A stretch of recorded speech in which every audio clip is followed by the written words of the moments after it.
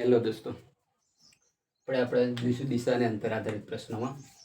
બરાબર, ચલો ગ્રાફ પણ બનાવેલો છે ઓલરેડી, દિશાઓ પણ નક્કી કરેલી છે. બરાબર, દિશા બધું ઓલરેડી તૈયાર છે. આપણે દાખલો ગણવાની શરૂઆત કરીએ. બરાબર, બાદલ દક્ષિણ દિશામાં 2 કિલોમીટર ચાલે છે. બરાબર, દક્ષિણ દિશામાં ડાયરી દક્ષિણ દિશા એમાં 2 કિલોમીટર ચાલે છે. બરાબર, ત્યારબાદ ડાબી બાજુ વળીને 2 કિલોમીટર ચાલે છે. ડાબી બાજુ એટલે કે આપણી જમણી એની ડાબી થશે. એટલે કે ત્યારબાદ ડાબી બાજુ વળીને 2 કિલોમીટર ચાલે છે આ રીતના. બરાબર, ત્યાંથી જમણી બાજુ વળીને 1 કિલોમીટર ચાલે છે. એની જમણી બાજુ વળીને 1 કિલોમીટર એટલે કે નીચે આવશે. એની જમણી સાઈડ નીચે થશે, આ બાજુ એની જમણી સાઈડ થશે. 1 કિલોમીટર ચાલે છે.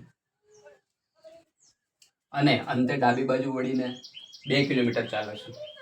હવે આપણી સામે છે આપણી જમણી એની ડાબી થશે. બરાબર, ડાબી બાજુ 2 કિલોમીટર ચાલે છે એટલે કે આ રીતના 2 કિલોમીટર ચાલે છે.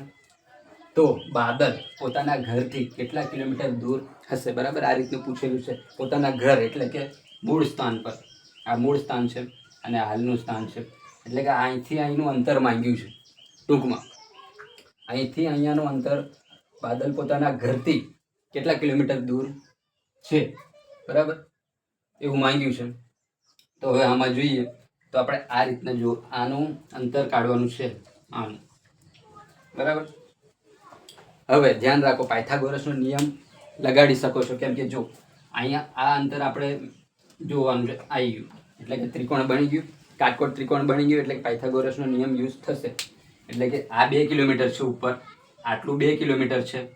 બરાબર, આ 2 કિલોમીટર છે. તો આ અંતર પણ 2 કિલોમીટર થશે, રાઈટ. હવે આ 1 કિલોમીટર છે તો આ બી 1 કિલોમીટર થશે. તો અહીંયા એક બરાબર, અને આ 2 કિલોમીટર તો ઓલરેડી છે. હવે આ માપ તો આપણને મળી ગયું.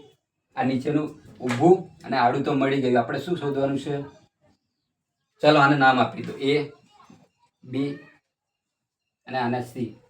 તો કે આપણે AC શોધવાનું છે. એટલે કે સિમ્પલ છે, પાયથાગોરસનો નિયમ યુઝ કરશું એટલે આપણને મળી જશે. બરાબર, હવે આ એક છે, આ એક ટોટલ એનું માપ મૂકી દો. આ 2 + 2 એટલે કે આનું માપ ટોટલ 4 છે.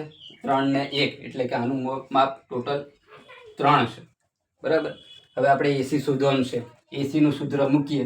AC બરાબર AB નો સ્ક્વેર પ્લસ BC નો સ્ક્વેર. બરાબર, જે પણ આવે એને વર્ગમૂળ મૂકી દેશું એટલે આપણને આ અંતર મળી જશે. બરાબર, ચલો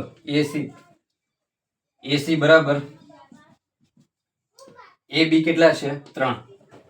3 નો સ્ક્વેર પ્લસ BC કેટલા છે? 4 નો સ્ક્વેર. બરાબર, જે પણ આવે એને વર્ગમૂળમાં મૂકવાનું છે. બરાબર, એટલે કે AC બરાબર 3 તરી 9, ચોકે 16. ટોટલ કેટલા થશે? 16 ને 4 25. બરાબર, એટલે 25 ને વર્ગમૂળ મૂકી દો. હવે વર્ગમૂળમાંથી 12 કાઢીએ એટલે 5 આવશે. 5 × 5 = 25 એટલે કે 5. બરાબર, 5 આવશે. એટલે કે સિમ્પલ છે કે બાદલ પોતાના ઘરથી કેટલા કિલોમીટર દૂર છે.